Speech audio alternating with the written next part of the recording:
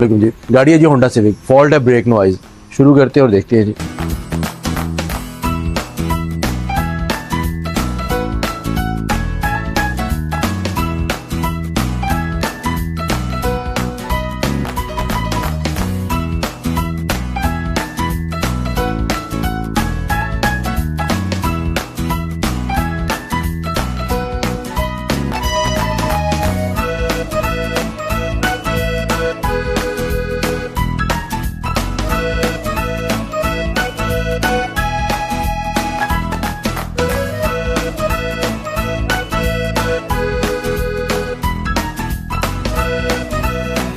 Civic clear हो गई है जी, ब्रेक फॉल्ट की वजह से आई थी जी ब्रेक नॉइज में।